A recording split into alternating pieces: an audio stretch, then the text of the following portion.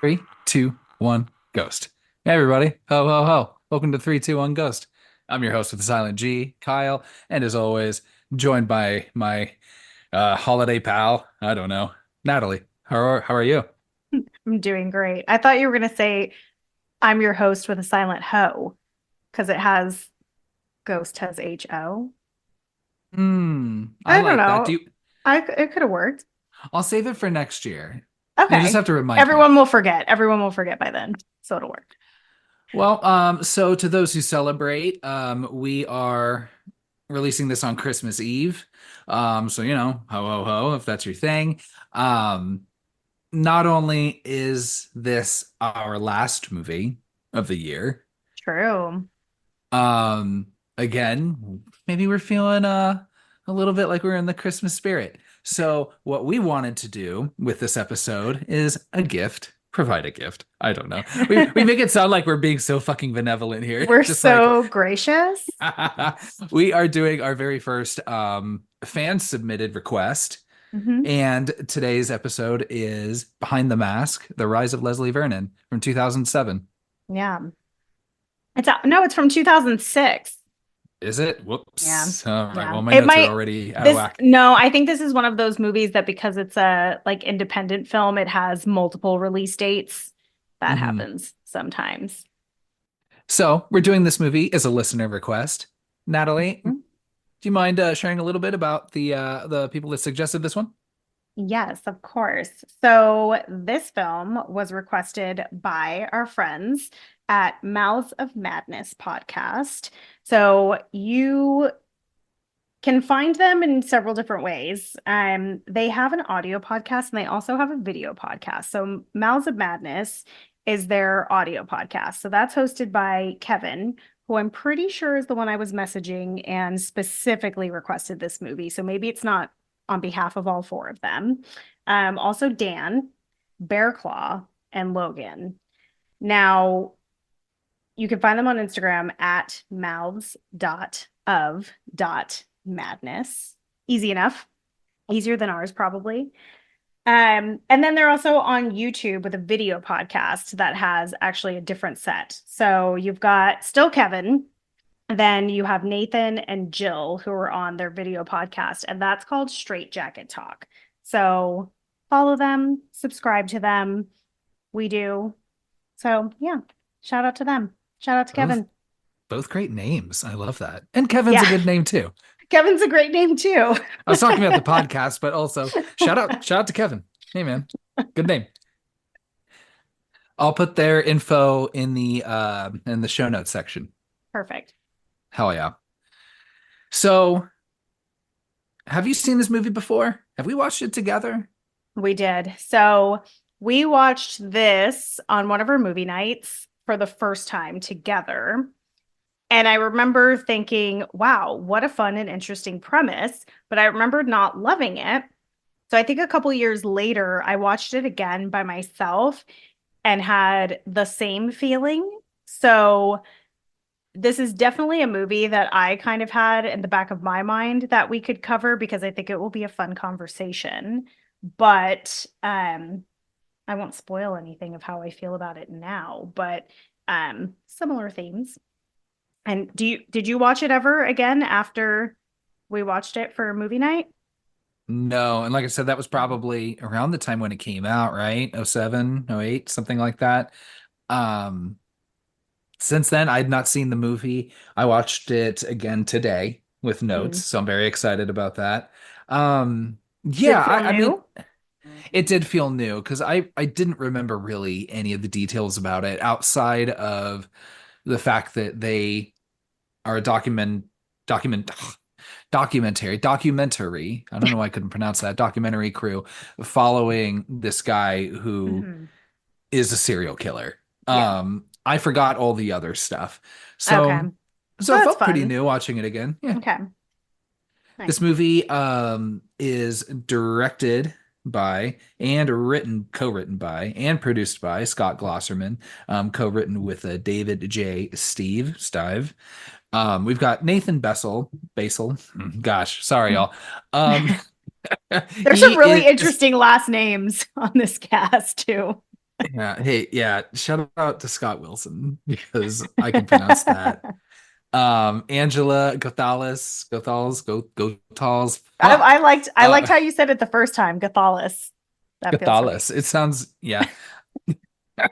Like I said, you got Nathan B. He plays our guy Leslie Vernon or Leslie something else. I forget his other I don't last name remember starts with an his M. real last name. Yeah. Trust me, I promise I did take notes. You got Angela G. She plays Taylor, who is our main kind of host, a grad Hmm. student, leading this I can't say that word, documentary crew. Oh my gosh, y'all.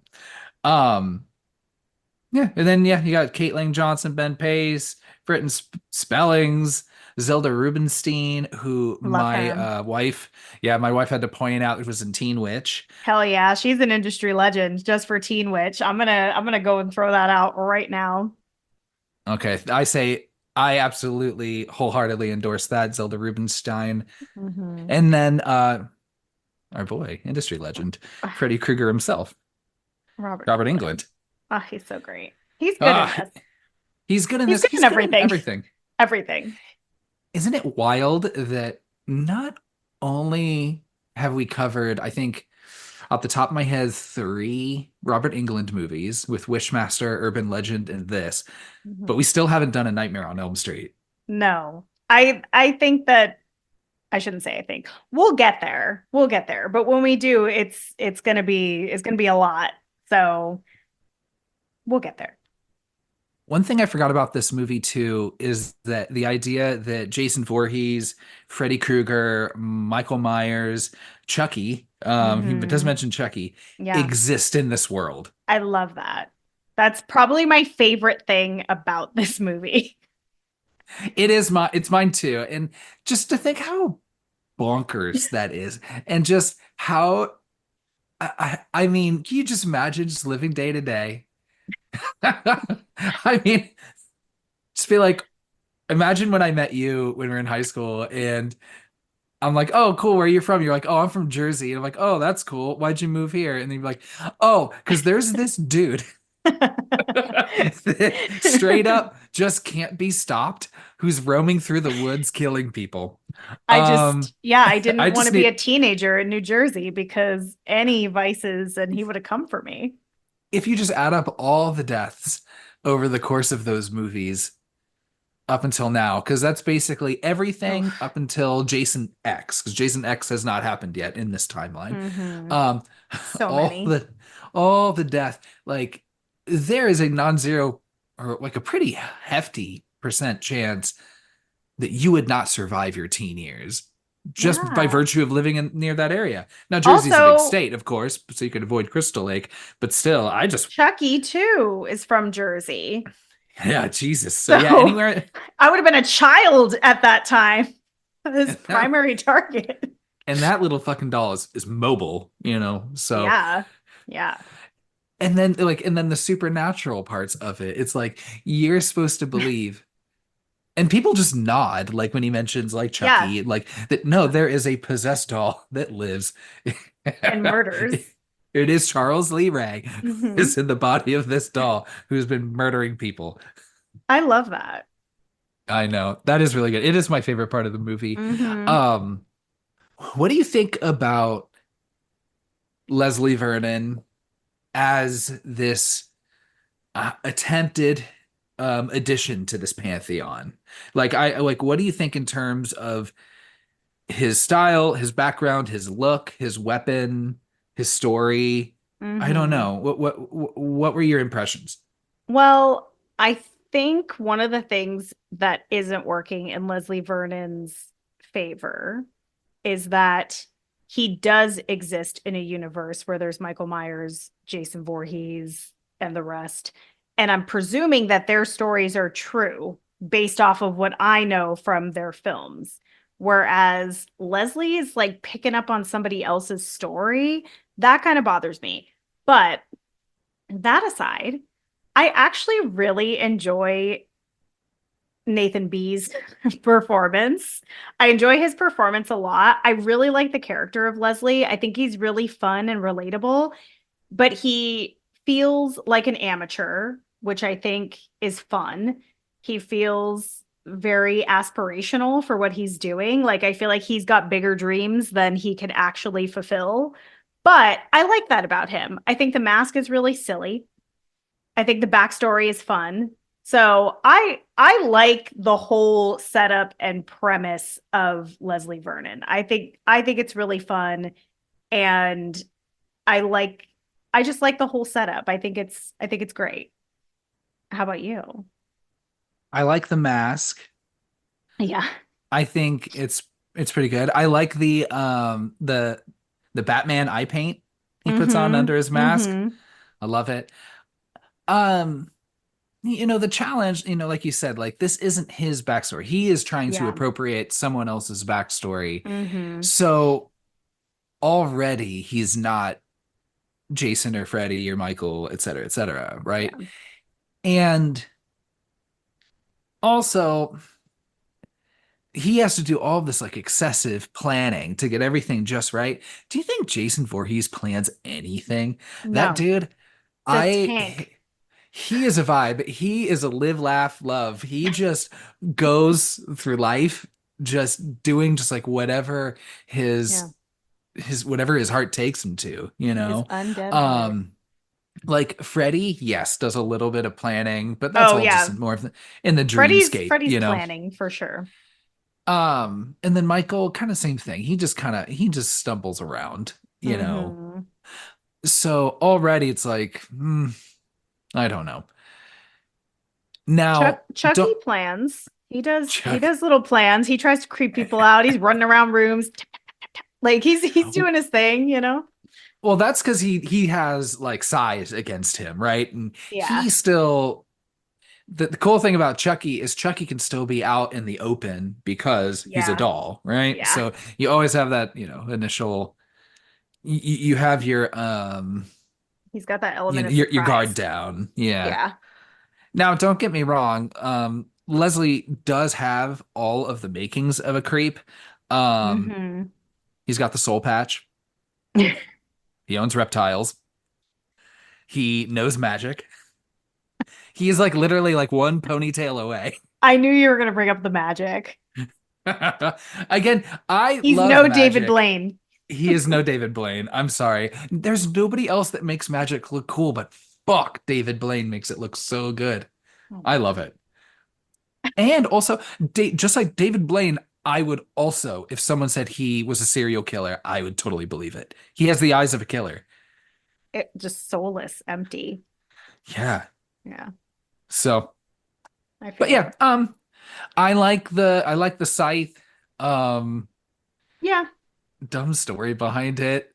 It's Hmm. like I don't know. Yeah, they just make this, I don't know, make this kid just work out in the apple orchard by himself with a scythe. It's Just so the scythe. silly. Yeah, I don't Yeah. know. So, let's hop into this movie. Let's do it. You're introduced to Taylor. You see her the most because she's the one on camera. You don't see Doug or Todd. Hmm. I don't think at all until it switches to the like more standard horror movie part.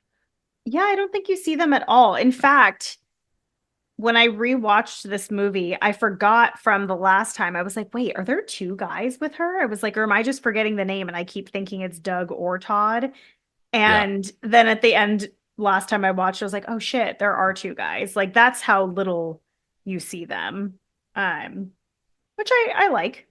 Yeah, I think I like because when you do see Oh, they're Doug and acting. Todd, Jesus Christ. It's pretty rough. So I Mhm. like them better when they were not on camera. I agree. Just being just casual, like creep, weird child perverts, you know? Yes, yes, Because absolutely. remember, that's one thing like you always have to kind of remember and the challenge with me is like when I was watching horror movies, like especially slashers, I was a little kid. So even Or all we the were teenagers. teenagers, yeah, so they were either my age or and these movies had like 20 somethings playing teenagers. So like Mm-hmm, mm-hmm. everyone just looked older to me. But like you have to kind of just remember that these are children. Like Yeah. when they're talking about watching them fuck or Mm-hmm. trying to get video up their skirts and shit, like these are Mm-hmm. children. Yeah.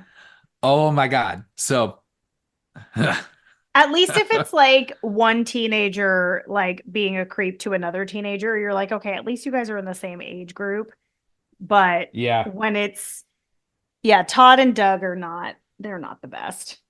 no, they're not the best. I wish they both died. I don't like Doug living through this I agree. I don't think Doug deserved to make it through. and Todd doing his dumb hero shit. I don't Mm-hmm. know. So they are doing this documentary. I don't know. I just need to come up with a different word, You Natalie. just I need to don't know. come up with just their film. I keep wanting to say documentary. I don't know why I want to keep accenting that Just one part. just say it that way. It'll make Sure, you just sound go with smart. it. I don't think it does. Um, so we're introduced. Taylor is hosting this. Mhm. She is giving some background um, on who Leslie Vernon was. Sounds like just some asshole kid that people were just like, "Fuck you, we're done. We're gonna throw you off a waterfall." Mhm. Yeah, I feel I feel bad for him. And he actually is dead. He actually is dead. That's the worst part. He isn't coming back for revenge. Taylor and her, she asks, I think, after the report, like, oh, does that sound too like Diane Sawyer? And she definitely sounds like she's trying to sound like Diane Sawyer. I don't know if you are familiar with her, but um her cheesy reporter voice really bugs me. It feels very out of character. Like she'd sound better if she just used her real voice. So they're at this farmhouse, and they're trying to track down this guy who invited them there. Um, he's hiding up in the windows watching them and shit. They think they hear something behind a shed. He probably just had some little booby trap thing just set Yeah, off to, for you sure. know. Um, but then he presents himself, and again, he's just this kind of like, He's very disarming. I wouldn't say disarming. I think so. For what he's doing and his like when he's like showing them around the house and like asking them stupid questions like if they have a deck of cards like with the magic, like he feels like a adult child. And I don't know if that's disarming to me, Mm. but I hear you. And then basically outlines his plan, that he is, this Leslie Vernon character. He did not actually die. He has been in hiding for the last like 30 years or so. And I think I missed this part. Is it like on the anniversary of his Yeah, I death think is like when so. he's coming to his childhood home? Yeah. So the childhood home, which they go to after this, and he shows them around, which he's booby trapped for this event that he's planning. Um, he wants to bring a group of teenagers and basically stage a Hmm. slasher, him being the character of Leslie Vernon. Um, yeah, I think what's important to point out here is that he's a terrible pet owner. Is he trying oh to kill yeah, those turtles? He introduces his turtles and then he says he's left them like when he goes on trips and says he's like the little buggers just won't die. And I was like, "Oh my gosh, is he going to kill those turtles?" I don't like the animal torture here. I wasn't sure if that was because I guess Leslie Vernon was like also like eaten by turtles, I guess, according to this librarian later on. Oh, so So maybe yeah, does he just maybe have it that's out? the Is connection. it's part of his like thing? Is like he's like he has it out for turtles now? Yeah. I don't know. I That's like that. Okay, I like that better. um so he lines out basically the three steps in putting a plan like this together to Taylor. The first one being the location, which is his childhood farmhouse, which I guess has just like been in a trust that he Hmm. could own if he wanted to make himself known, but I don't know, whatever. Doesn't matter. It's irrelevant. Yeah. So then he goes to the high school, I guess this local high school, and he brings the crew. And he's explaining like, how he is very intentionally picking his friend group and not just his friend group, Hmm. but a central person in that friend group who is a virgin and a young woman to Hmm. um basically be what he calls and they call throughout the movie the survivor girl. Hmm. Is there a copyright on Final Girl that they couldn't use that? I was wondering about that too. It is really strange that they say survival girl or survivor girl instead of final girl, but there's a Yeah. couple different things.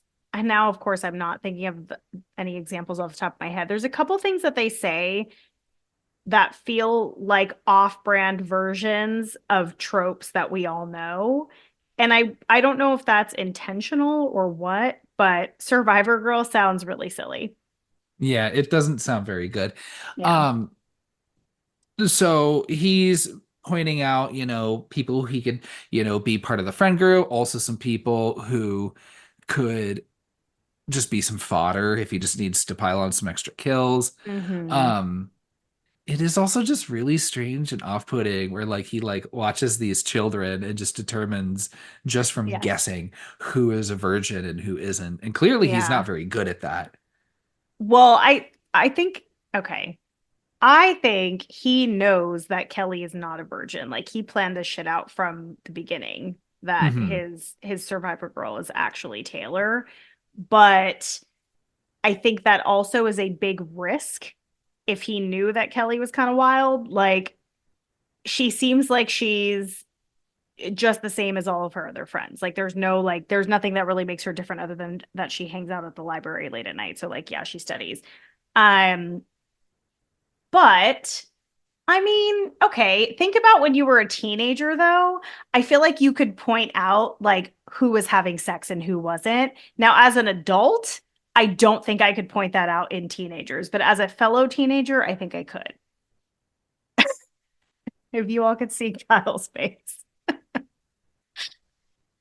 I mean, I just don't know what I want to admit on a podcast, but I was gonna say I'll just say it. I mean, Do it. I was active in high school. I did Mhm. not look like someone who was active. I But was a big old fucking dork. but I Not the would dorks can't, bet you know. I would bet that all the other teenagers knew because you had a long-term girlfriend. Like that's a red flag of Hmm. yeah, you're probably active because I bet your mom knew. Oh, oh, Yeah, she think knew. about that. Probably. So Leslie reveals that like he's actually already had this group picked out, and he's been planning this Mhm. for months now. Now the first girl that he identifies as the virgin, like you don't see her later in the movie ever No, I again. so he That's where I mentions got that confused. so he mentions while they're at this school that this is a completely different school than the one that Kelly goes to Oh, okay. because he doesn't want to be spotted. So I think he just does this as like a practice exercise to see like if Hmm. he can have moments like he did with that other girl where he's like, "Oh, like did you see that? Did you feel that?" So I think that's what he's trying to accomplish there and to show them the process, but he wouldn't dare go to Kelly's school because he can't risk her seeing him. That makes perfect sense. Thank you for Yeah. clarifying that. Yeah. Speaking of Kelly, they go to the diner where she works. He wants to, again, just kind of like plant this seed of I that love maybe this. something isn't completely safe. He Uh-huh. ties fishing wire to a brick. It is Yeah. kind of silly. It's silly, but it's fun and it's effective. He like calls it like a red herring, but like, no, it's not. Like, that's not, I Oh, don't, that's okay. not, That was the other example using red herring like with objects instead of with a person, like a or, different. They'd use it or twice in the wrong way. or is Kelly the red herring because she was never supposed to be the survivor girl, right? I I don't don't think know. that's how he was using it. I think he was using it in context with the brick situation, like I don't being know. threatening. I'm not sure, but I think so. Something because we're going to nitpick at this a lot. Something I will give this movie credit for is originality on the concept. I think it's a really fun and cool concept. But things like that, like the survivor girl, the red herring, like things like that, even that term that they use for Robert England's character Ahab. I was Yeah. like, I've never heard that before. So like it felt like they were just like making up terminology and like complicating things more than it needed to be. And it ruins like scenes like this where I'm like, oh, this is a really fun setup, how he's showing how to catch a glance and then disappear, distract her, scare her, make her feel like something's not right. And things like that can be very distracting. Well, Ahab is from Moby Dick, like the idea that like, this Ahab and his white whale, right? Like I get where they kind of mean that, but they Oh, talk I about did not it. know that reference at all. Yeah, I've never read Moby Dick. The Ahab one makes a little bit more sense in that you have like your what's the equivalent? You've got like Donald Pleasance, and his character and Michael Mm-hmm, Myers, mm-hmm. right? Who is what Freddy Krueger I think is most closely playing, right? Yeah. Um but this idea like Ahab also, if I don't know, I've been a long time since I read this book, but like I wouldn't necessarily call him like this like epitome of pure good either, No. so that's a little weird. That's why I was like, it's not apples to apples exactly. Yeah. um so then they're off to meet Eugene and Jamie. This Mm. is also a weird relationship. I like Eugene and Jamie a lot. They're also two of the better actors in this movie as well. Yeah. It's never said exactly, but very, very heavily implied. She was a target of his at some point, right? Like she Yeah. was a survivor girl, right? Yeah. Or at least maybe not the survivor girl, but someone who survived that was part of that group. Mm-hmm. Um, he is buried underground and has been for 3 days. Yeah, it's a sensory deprivation situation he's got set up, which I Yeah. also So, thought was a fun idea. and is he doing that? Why?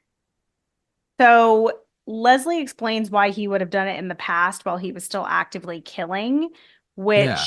is to To make it seem control, dead. yes, to make yourself seem dead. So you're controlling all your bodily functions, like how you breathe and all of that, so that you can just lay and just be completely appearing dead. But Uh-huh.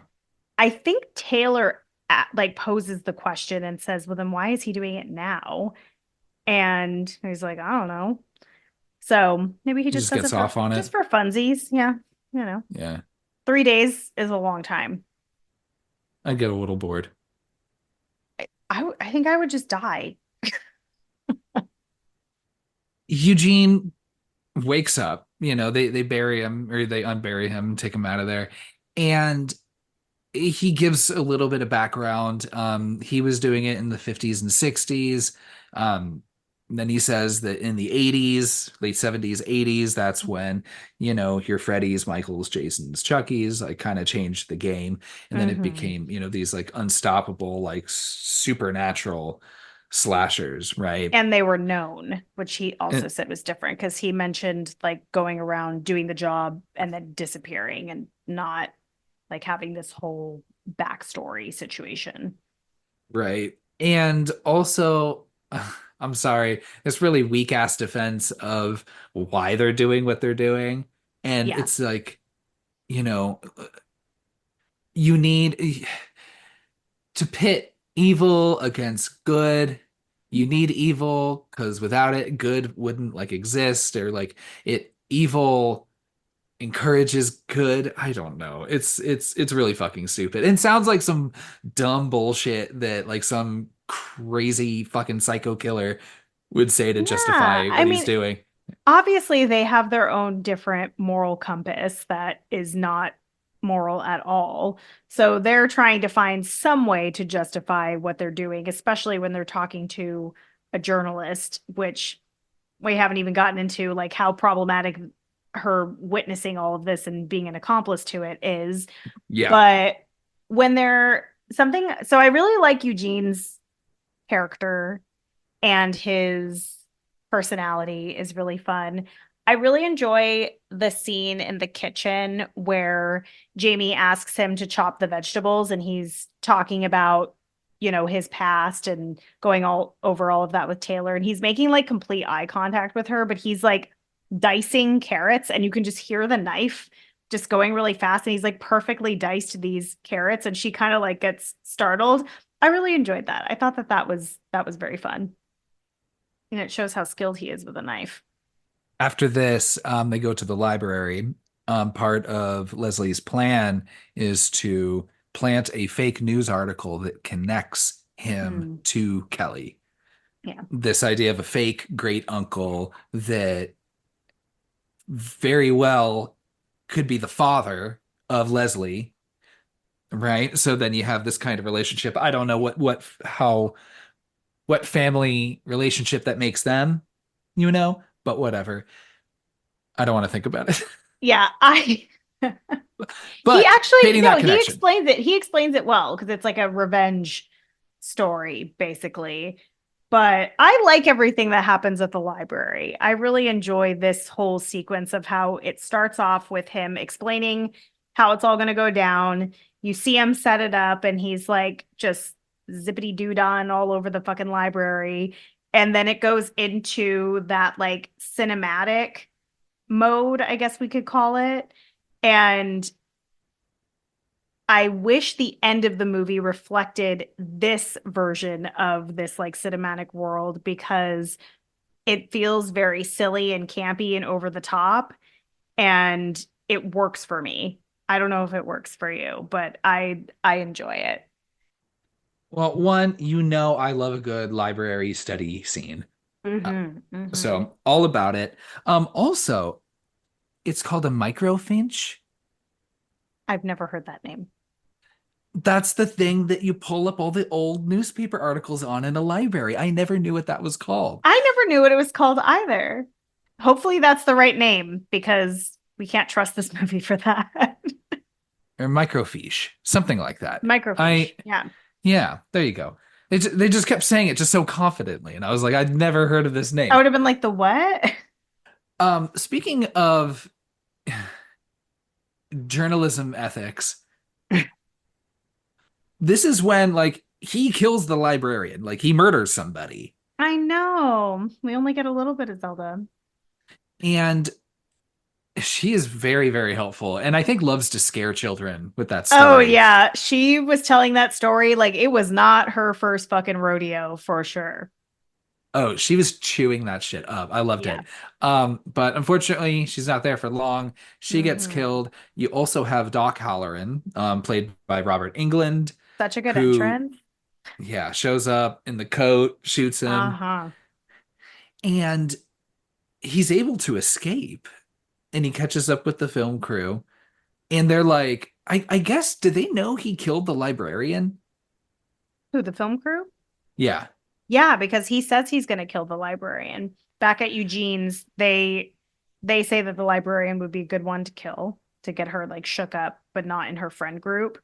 And then you see the whole thing play out. Oh, but they went back to the van, right? By the time that Doc Halloran is there and like shooting at him.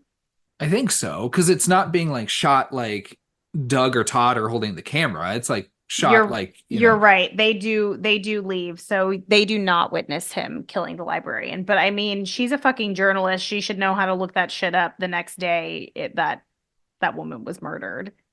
yeah, because like outside they're like jumping around. And he's like, I found my Ahab. I got my Ahab. And she's like, yeah, awesome, awesome. They're all celebrating and shit. And Hmm. I'm like, he murdered somebody. I mean, like, I don't know what they thought was gonna happen, when this Well, dude calls him out and says this is what he's gonna do and this is why he wants to be filmed. I don't know why they were expecting anything different, but here we are.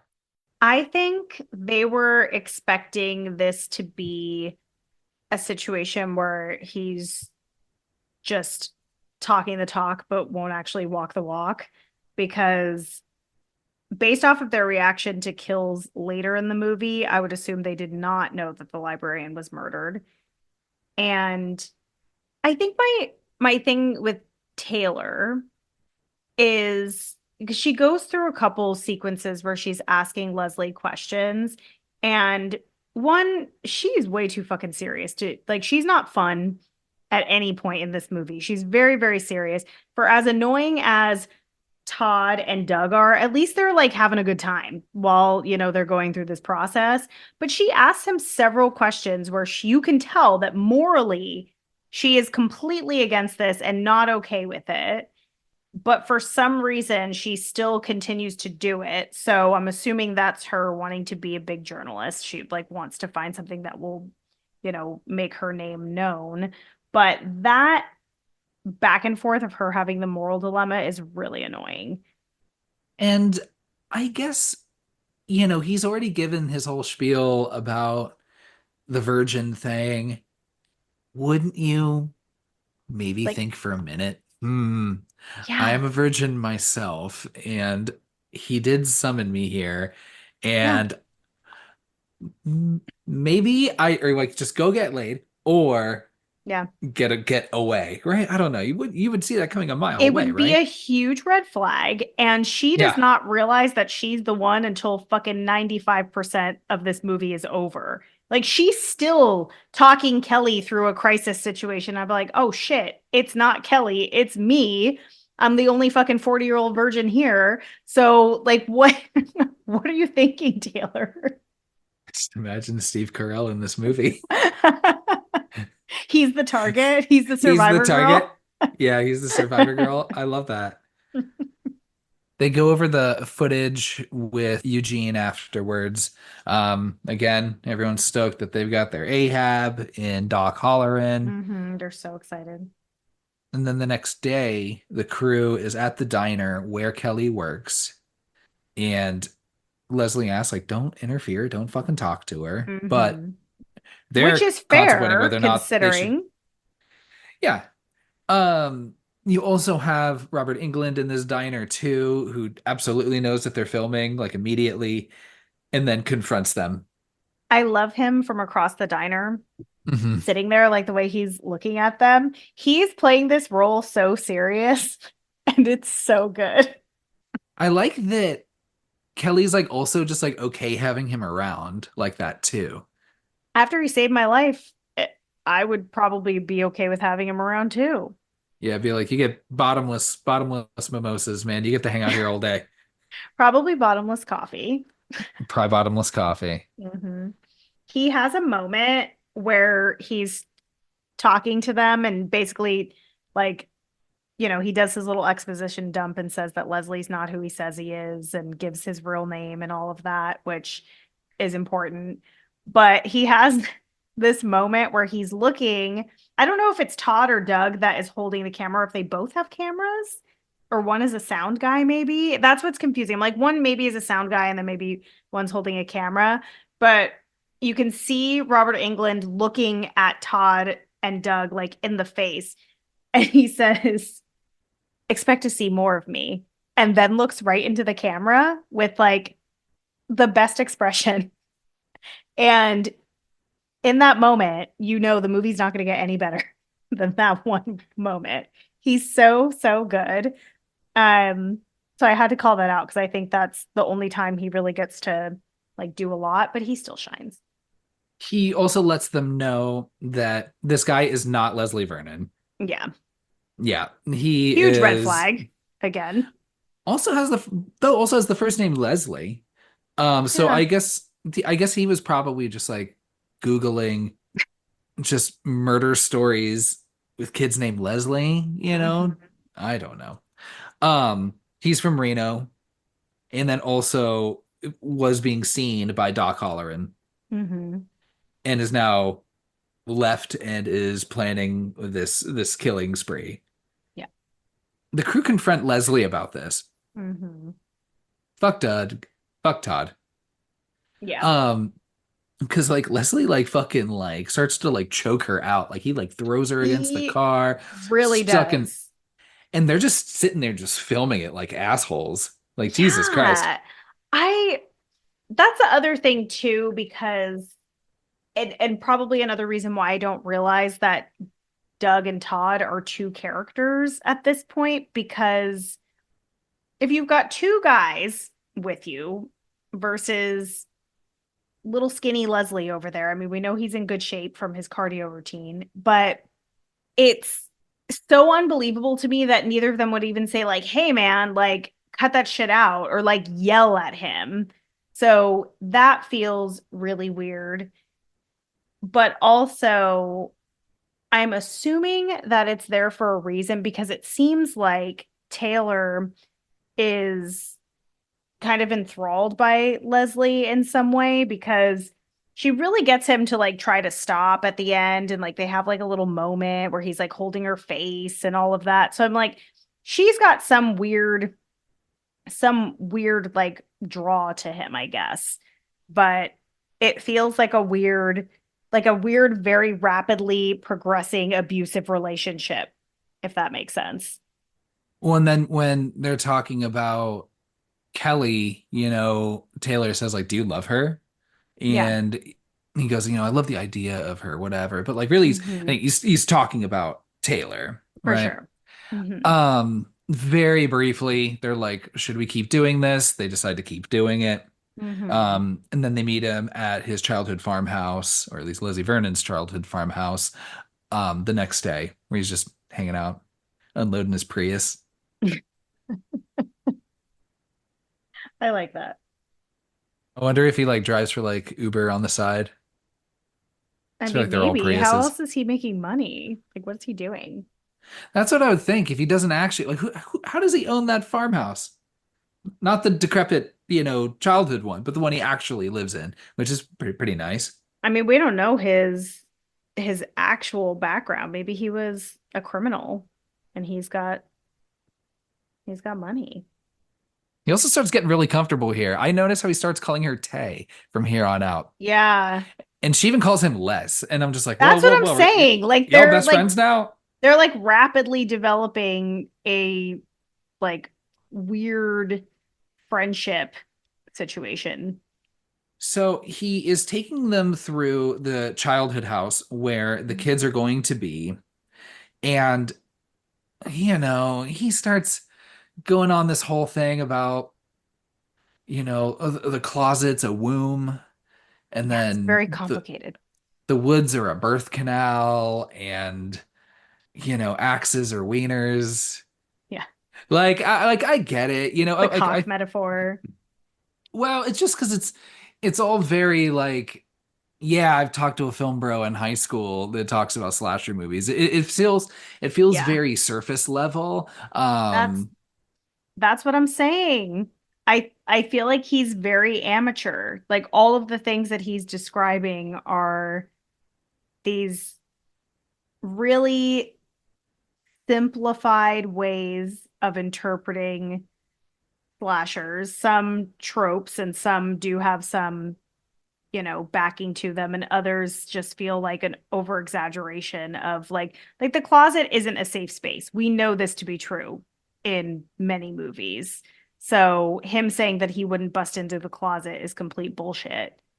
And then, the phallic thing. I'm like I get it. I know.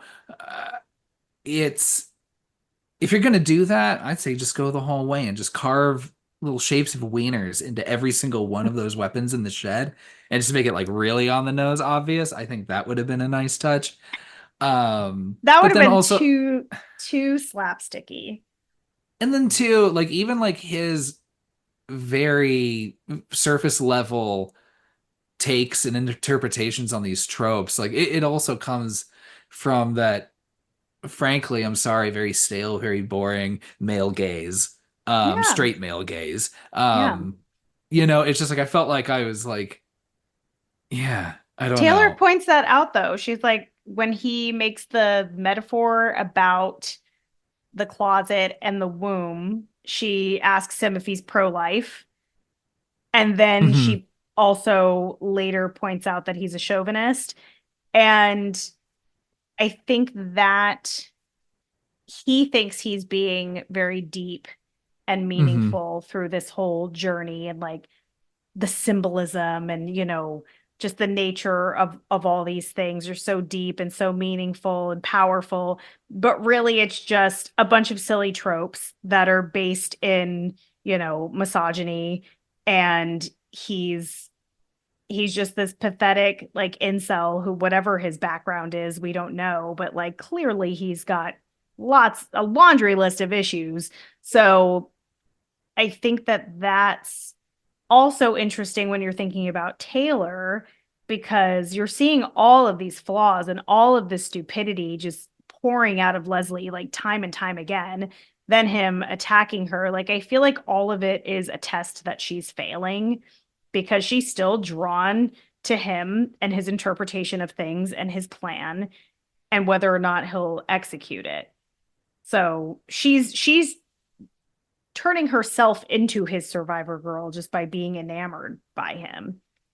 So before getting ready for the night, he goes off skipping stones with his paternal figure, Eugene. This is a very cute scene. Real Yes, cute shot. I did like that. it is cute. Um, so we get to the night when the kids arrive. Mhm. So pieces start falling into place. The kids are downstairs when you have the crew and Leslie who are upstairs. And, just like how he kind of walks them through, like earlier when he was like walking them through the house, you would also get these kind of flash scenes of the kids dying as he's kind of plotting it out. Oh yeah, I liked that little flash back and forth and like showing Kelly, going through the apple orchard and how everything's going to play out because a lot of it is giving you hints of what you're going to find in this third act and some of it is to throw us off as an audience and also throw Taylor and Todd and Doug off as well. Like, I guess, sure, teenagers are dumb, especially in these movies, but Mhm. Kelly, you were just attacked in this library and you just saw that librarian murdered. Yeah. And like literally a day later, like you're just gonna go and just have sex in some haunted cabin. I mean, maybe she is 17. Like, that feeling when you're a teenager where you think like nothing really bad could ever happen to you. That's what Kelly is experiencing. For sure. She's not fucking worried. There is a really important moment that also confuses me where after Leslie is done getting ready and putting on his like face paint and flame retardant stuff on his face, which I thought was really fun. Um, him and Taylor are sitting at the top of the barn, and there's a couple things that confuse me. So the way he's like getting like really excited for this moment and kind of like having like he's getting teary and all of this makes it feel like it's the first time he's ever done this. But when he's going over his plans and showing how he scopes out kids and things like that, he is making it sound like he's done this before.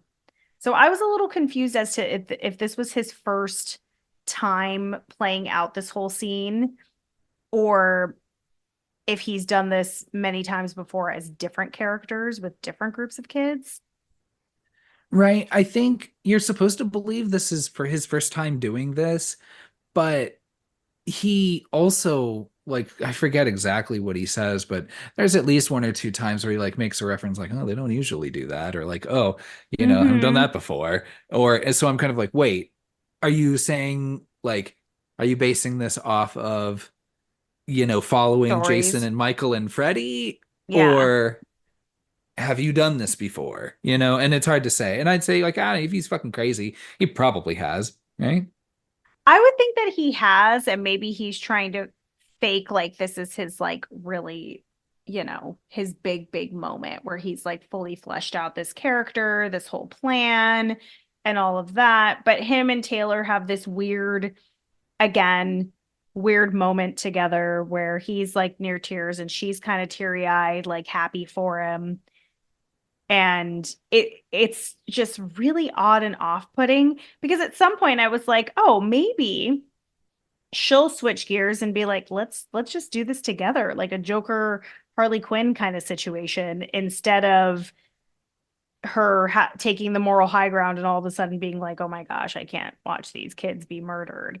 I thought that that was just like her character is just very inconsistent in that way. Along with Kelly, you have a couple stoners, you've got a jock, you got a cheerleader. And then you've got like a friend and her boyfriend, I Hmm. think. Yeah. Sure. So yeah, and then those are the kids. It doesn't really matter, but Yeah. the jock and the cheerleader, just like Leslie planned, go upstairs, start having sex. Again, he's talking about children when he's like, I like to give them a little bit of time, let them enjoy Yeah. themselves. It's a good. But he's like it's not a bad way to go out. And then just like Todd and Doug being like fucking dipshits, right? Like, Hmm. I'm like, he is going to murder these children. So, and Yeah. they're like all perfectly okay with this. Like, I don't even think they when thought he was going to do it. I really think they didn't think he was going to do it. even when well so he goes and does it, Yeah. and I don't like how many actual kills are off screen in this movie. Yeah. That's a bummer. um Low budget, I get Hmm. it. So they're like, okay, now all of a sudden, Taylor has this change of heart. He's like, oh wow, he actually killed those people. That's what I was thinking, like maybe she didn't know that he actually killed the librarian. But again, come on, look at the news, Google search, be a journalist, come on. Yeah. Yeah. Like she is no Gale Weathers. I'll tell you that right now. No, No, absolutely not. not even close. So, like I said, the crew panics, and then Leslie's like, see, I fucking knew it. You know what? Never mind. Don't fuck this up. I don't really need you all anyway at this point. Go, go. He starts Hmm. sending them all out into the van. This is when he has his creepy goodbyes and starts, like touching Taylor's face and shit when it's Hmm. like Tay and Les and whatever. Yeah. Um, then he goes back in. It's like, okay, I'm gonna go back to killing now. Um, and then this is when it shifts away from it not being a documentary anymore. So it's not, from the perspective of people holding the cameras. It is Hmm. just a standard slasher at this point. When Taylor's like, okay, documentary's over. See, I can say the word now. Um, and we need to stop him. Not call the cops, not, Yeah.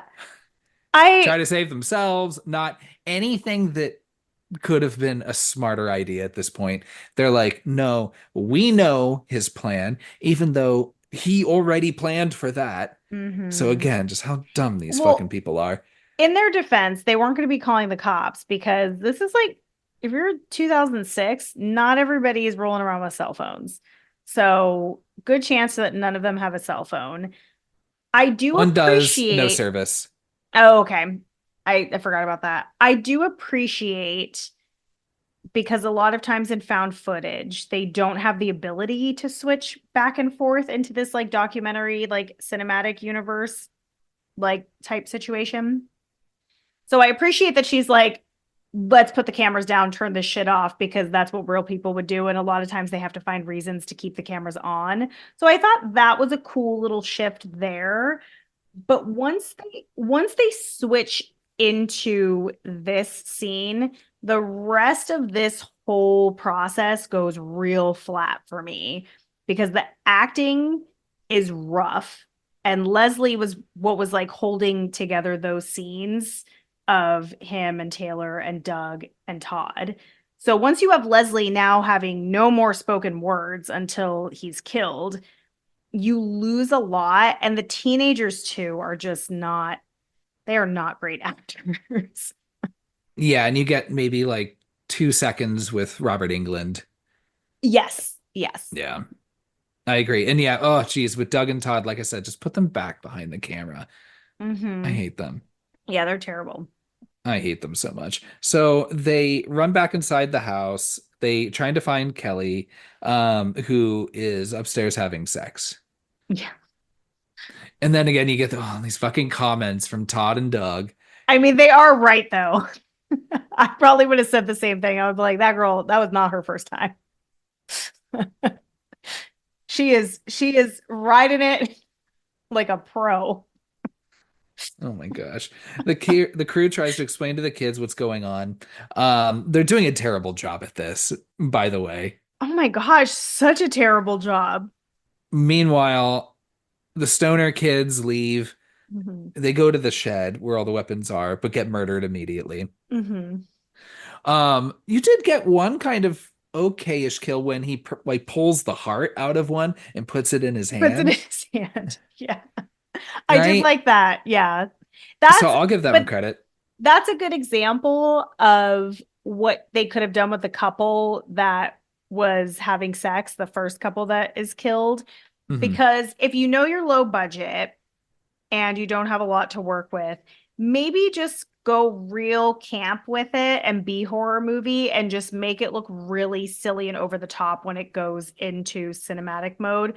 Because that kill felt really silly. The heart actually looked pretty good, but it felt really silly. You don't actually see the whole body, but you see the heart going into the hand, and that's super fun. Like just make them all really silly and over the top, just so that you get that like blood payoff. And who doesn't love a good blood payoff? Yeah. So they see, they run outside and find, the kid getting his heart pulled out of him. They run to the van.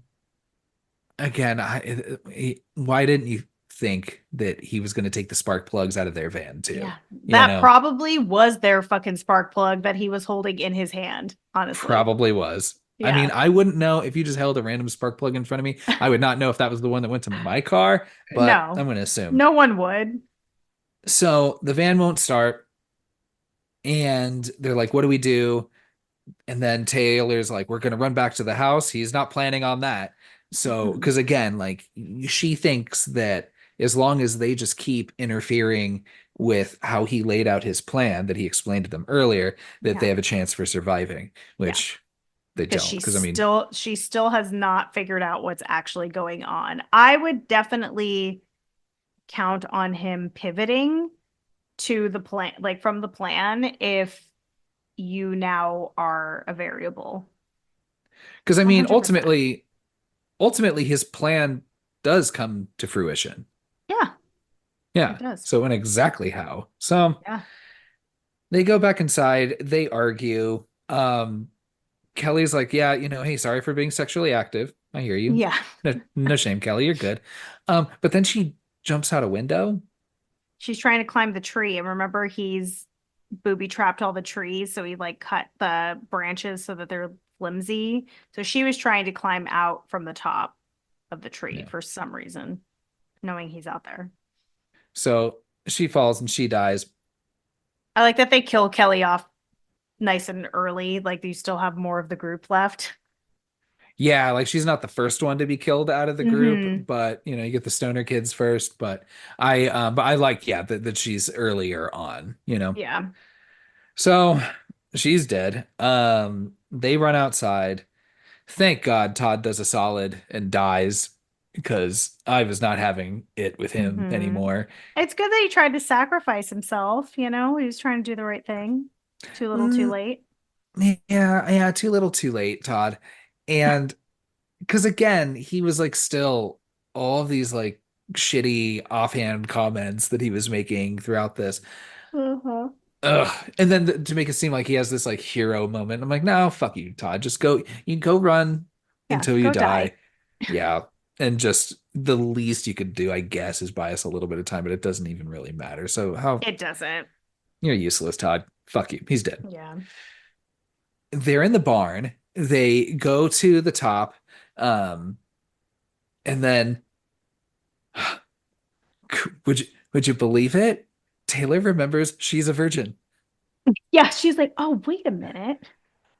Yeah. Is that what that means? That you have never had sex before? I'm a virgin. Oh no. She was like, I thought hands counted. Yeah, no, she thinks she's real smart, but she is not. And she's like broken down to tears with this realization. And I'm like, oh my God, what's going on? How much of this movie's left? Well, and especially because we lose Kelly so like Yeah. mid-group. In my mind, I'd be like, wait, if our survivor girl is gone and we still have bodies to burn through, let's reevaluate this plan because something is not adding up. And there it is. And I love that the other girl, the cheerleader, I presume, is the one who like points it out to her. It's like not the cheerleader, but it's not fucking Not what's her face, Kelly. Kelly, Yeah. but it is like the other friend. The other friend. Yeah. The one who keeps getting The the panty underwear shot. shot from, yeah, I up the I ladder. love that they do it 3 times. You probably hate it. I thought it was so funny. That and the obligatory like boob shot when he's like talking through the story Yeah. Yeah. and he's like, Taylor, this is my story. Remember? And Uh-huh. you're just like, oh boy, okay. Yeah. That's where I'm just kind of like this movie. I'm like, it's like pointing to things and acknowledging it is not the same as like being clever, you know? It's not. I will say that, but I did think the repeat shot of the panties was very funny. I Uh-huh. was laughing. I thought it was so funny. But I have maybe a little lower of a bar for humor than you do. So she realizes I'm the virgin. What do we do?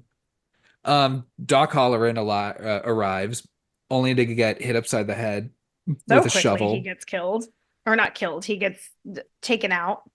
And then at this point, they're confronted again by Leslie Vernon, who's showed up to the cabin. This is when or no, he's at the top again because he does end up killing the remaining two kids. How he Yeah. planned, Yeah. by pulling her Mm-hmm. up and killing her, and then pulling him up and then hanging him. Mm-hmm. And then he also falls down in the process. You have this standoff because he's only down for a second. You see him sit back up, kind of like Michael Myers. Mm-hmm. That That's quick. straight. Yeah. Yeah. You have a little bit of bargaining between them, and then Halloran, I think this is when he comes to again, and then is killed, or you think he's killed, because Mm-hmm. again, yeah, he's like stabbed with the scythe, Yeah. They um, make it look like he's dead. right, but then it turns out he's not at the end, Thank and goodness.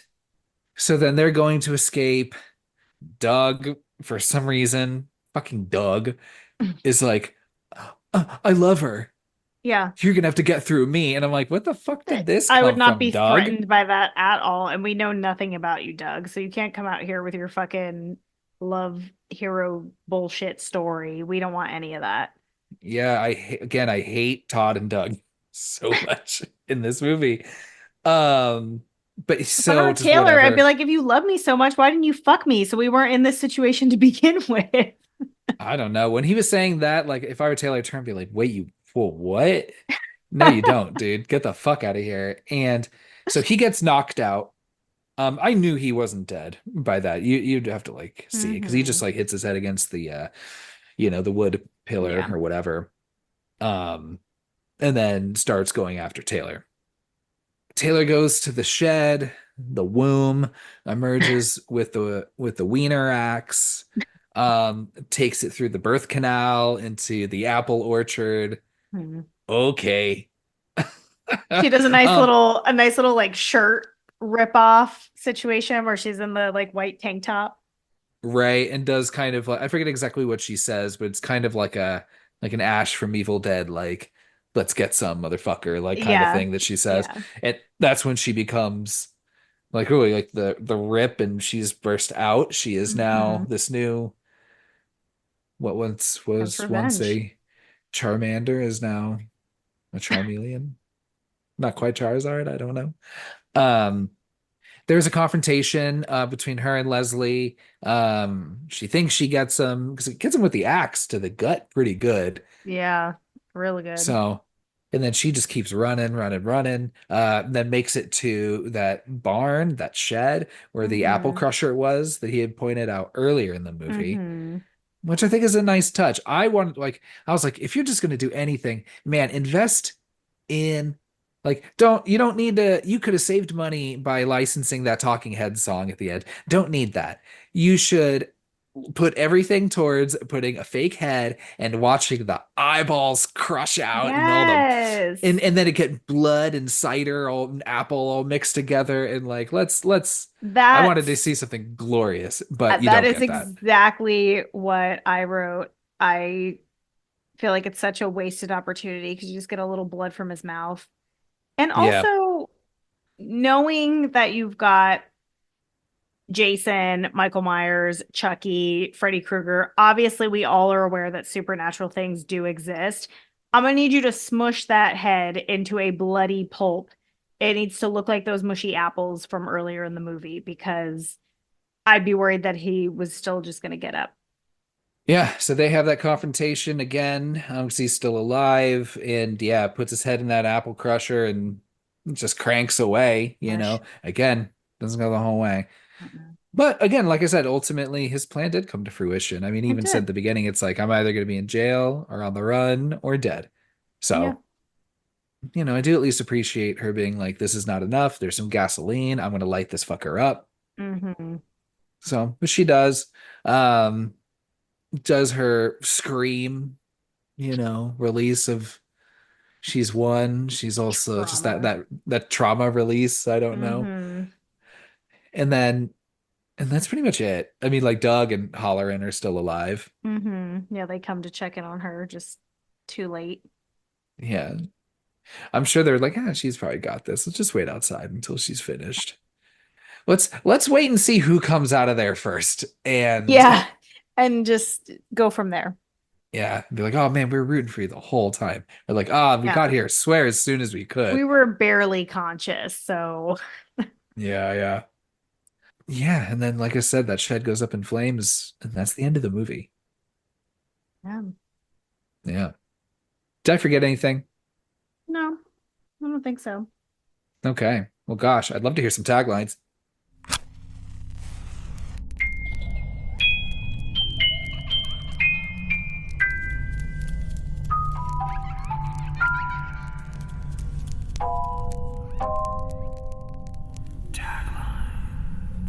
Okay.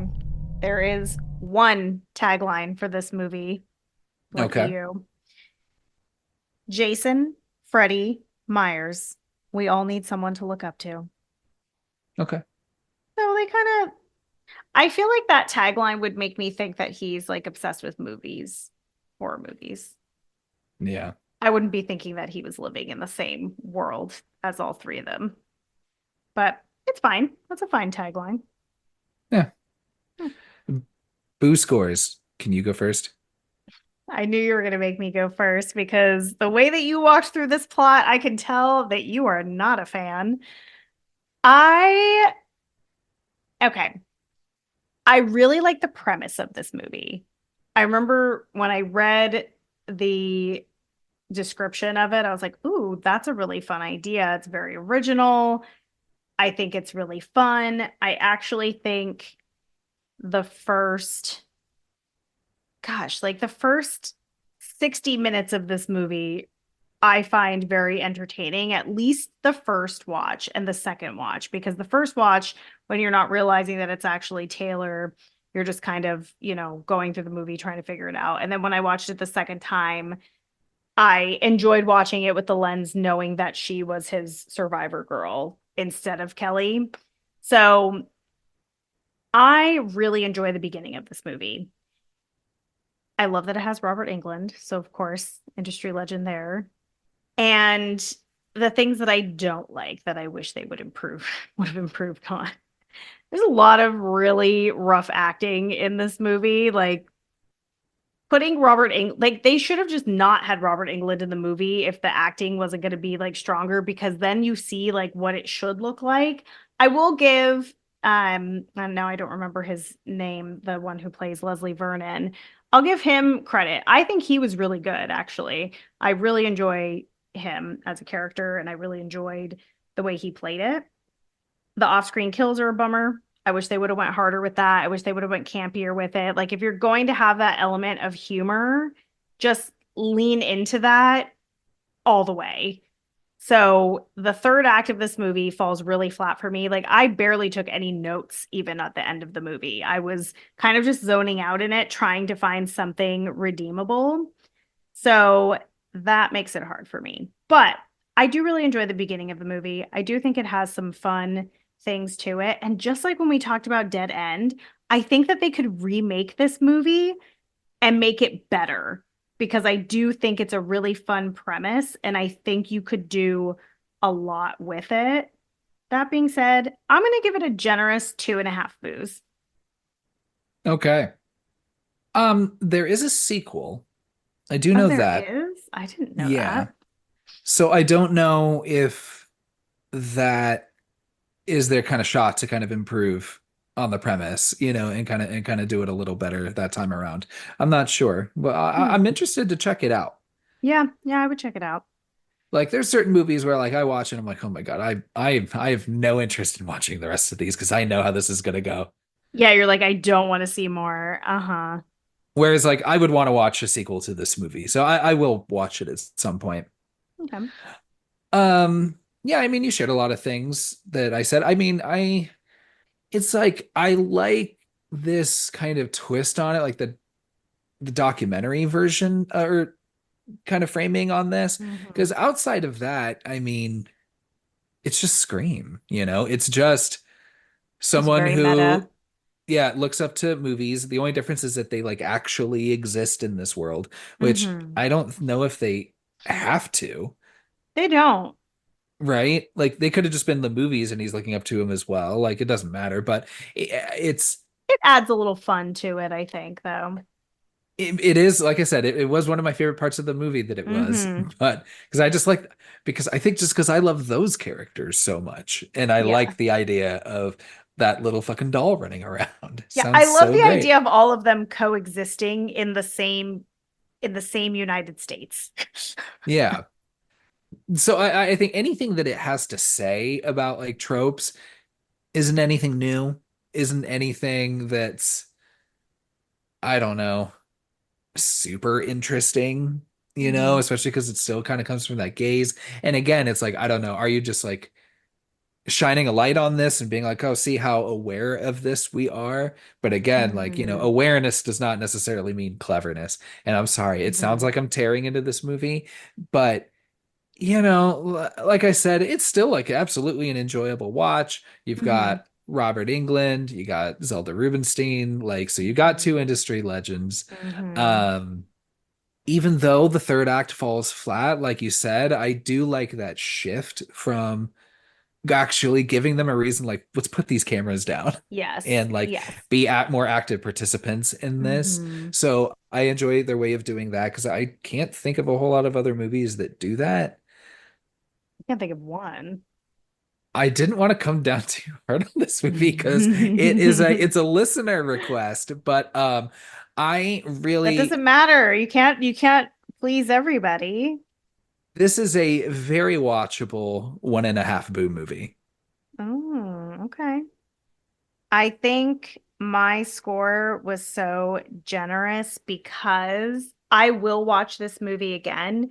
If I go like below a two, it's unlikely that I'm just going to sit and watch it. Like I would watch at least the beginning of this movie again and then probably scroll on my phone towards the end. But yeah, I really enjoy the process of watching it. And I noticed a lot of little jokes that I didn't notice the last time I had seen it. So I'll take your 1.5. I thought you were gonna go lower I'll want to watch this again to see if it's a me problem, you know? to see if maybe you like it more. Yeah, because that could always be, like I said, it just maybe just depends on the day I'm watching it. I don't know, or I'm not vibing with it a whole lot. But again, I feel like a combination of Scream and Cabin in the Woods says all the same things in a funnier, Hmm. more well-directed, well-written way, But I don't know if I that's being too harsh. Well, I will say I did look at Rotten Tomatoes because I was curious. This movie has a 76% critic score and a 75% audience score, which are both pretty solid. So I think this could be me just presuming how others feel. I think the premise of this movie is so strong that you forgive a lot because I know Yeah. I do. Like, I love the idea of this guy planning to be the next Michael Myers and thinking about his backstory, like doing these weird little, tricks and things like that and overthinking everything. I think that is such a fun premise. So that gives it a whole boo for me of like this really original fun idea.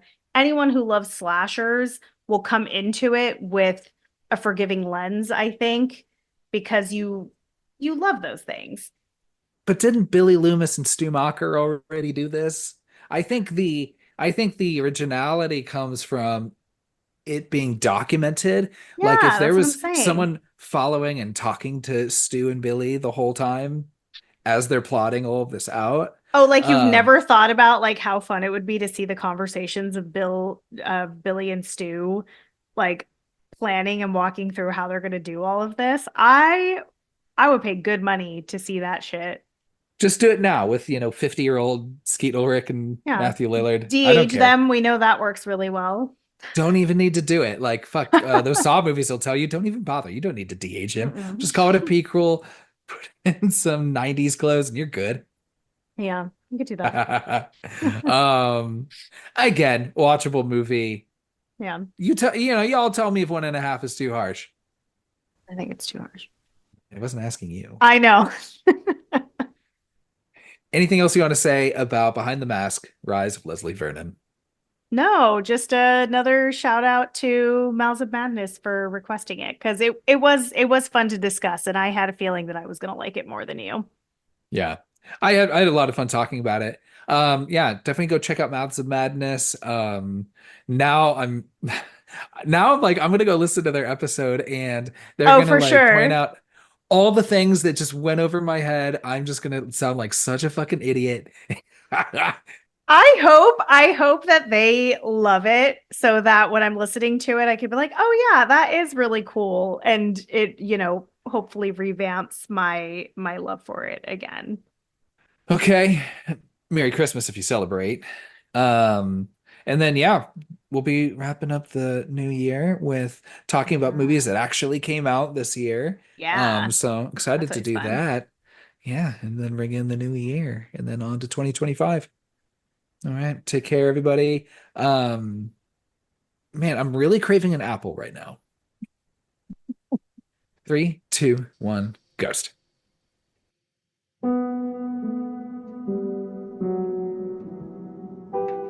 Thanks for listening to our episode on Behind the Mask, The Rise of Leslie Vernon. If you enjoyed this episode, you can subscribe to our podcast and leave us a killer review on whichever platform you choose to listen. You can find us on Instagram at 321 Ghost Pod and give us a follow. We're very active on Instagram and would love to hear from you.